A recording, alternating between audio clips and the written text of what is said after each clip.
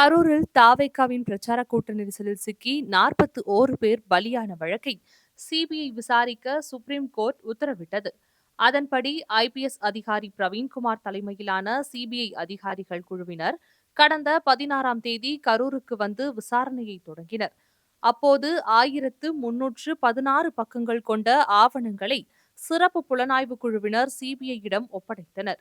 அந்த ஆவணங்களை ஆய்வு செய்த அதிகாரிகள் கடந்த 19ஆம் தேதி தீபாவளி விடுமுறைக்காக தங்களது சொந்த ஊருக்கு புறப்பட்டு சென்றனர். இதற்கிடையே சிபிஐ தரப்பில் பதிவு செய்யப்பட்ட முதல்கட்ட தகவலின் அறிக்கை கரூர் கோர்ட்டில் தாக்கல் செய்யப்பட்டது. மேலும் இன்ஸ்பெக்டர் மனோகரன் சிபிஐ அதிகாரிகளின் வசதிக்காக மொழிபெயர்ப்பு பணிகளை மேற்கொண்டு வருகிறார். இந்நிலையில் தீபாவளி விடுமுறைக்கு சென்றிருந்த ஐபிஎஸ் அதிகாரி பிரவீன்குமார் தலைமையிலான சிபிஐ அதிகாரிகள் குழுவினர் கரூருக்கு வந்தடைந்தனர். இதைத் தொடர்ந்து ஐபிஎஸ் அதிகாரிகள் 2ஆம் கட்ட விசாரணையை மேற்கொண்டனர். சிறப்பு புலனாய்வு குழுவிடம் இருந்து பெறப்பட்ட ஆவணங்களை மீண்டும் ஆய்வு செய்து விசாரணையை தொடங்கினர். Karur town police inspector Manivannan விசாரணைக்காக ஆஜராக அரசு சுற்றுலா மாளிகைக்கு வந்தார். அவரிடம் சுமார் 1 மணி நேரத்திற்கும் மேலாக சிபிஐ அதிகாரிகள் விசாரணை நடத்தினர். அப்போது அவர் அளித்த விளக்கத்தை பதிவு செய்து கொண்டனர். விசாரணைக்கு வந்தபோது கூட்ட நெரிசல் சம்பவம் தொடர்பாக கரூர் டவுன் போலீஸ் நிலையத்தில் பதிவு செய்யப்பட்டிருந்த ஆவணங்களை இன்ஸ்பெக்டர் மணிவண்ணன் எடுத்து வந்தார் என்பது குறிப்பிடத்தக்கது. இந்த வழக்கு தொடர்பாக விசாரணை நடத்தப்பட வேண்டியவர்களுக்கு விரைவில் சம்மன் அனுப்ப திட்டமிடப்பட்டுள்ளதாக அதிகாரிகளின் தரப்பில் தெரிவிக்கப்பட்டது. இதனால் இந்த வழக்கு விசாரணை சூடுபிடிக்க தொடங்கியுள்ளது. இந்நிலையில் சம்பவம் தொடர்பாக நடிகர் அஜித்குமார் முதன்முறையாக கருத்து தெரிவித்துள்ளார். இதுகுறித்து ஆங்கில ஊடகத்துக்கு அவர் பேட்டியளித்துள்ளார். அதில் கரூர் நெரிசல் காரணமாக தமிழ்நாட்டில் நிறைய விஷயங்கள் நடந்து கொண்டிருப்பதாகவும் அந்த தனிநபர் மட்டுமே இதற்கு காரணம் அல்ல, நாம அனைவருமே காரணம்தான் எனவும் அவர் கூறியுள்ளார். ஒரு சமூகமாக கூட்டத்தை கூட்டி காட்டுவதில் நாம் மிகுந்த ஈடுபாடு காட்டுகிறோம் எனவும் இவை அனைத்தும் முடிவுக்கு வர வேண்டும் எனவும் அஜித் விமர்சித்துள்ளார்.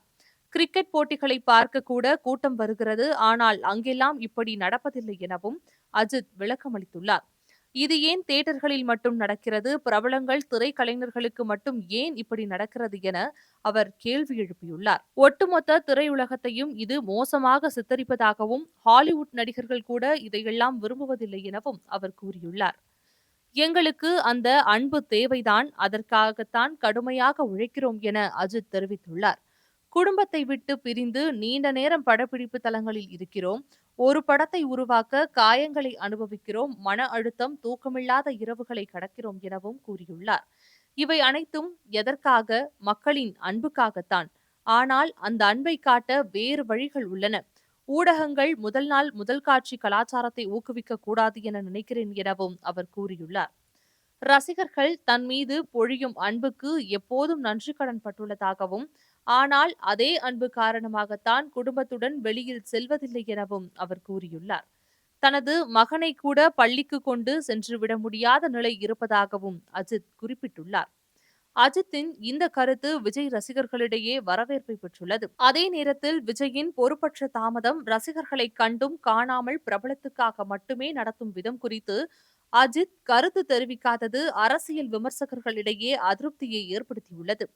அஜித் தனது ரசிகர்களை கட்டுக்குள் வைத்திருக்க எப்போதும் நடவடிக்கை எடுக்கும் நிலையில் விஜயின் போக்கையும் சற்று விமர்சித்திருக்கலாம் என பலர் கருத்து தெரிவித்துள்ளனர். அஜித்தின் அரசியல் பார்வை சற்று விஸ்தரித்து இருக்கலாம் எனவும் கூறப்படுகிறது.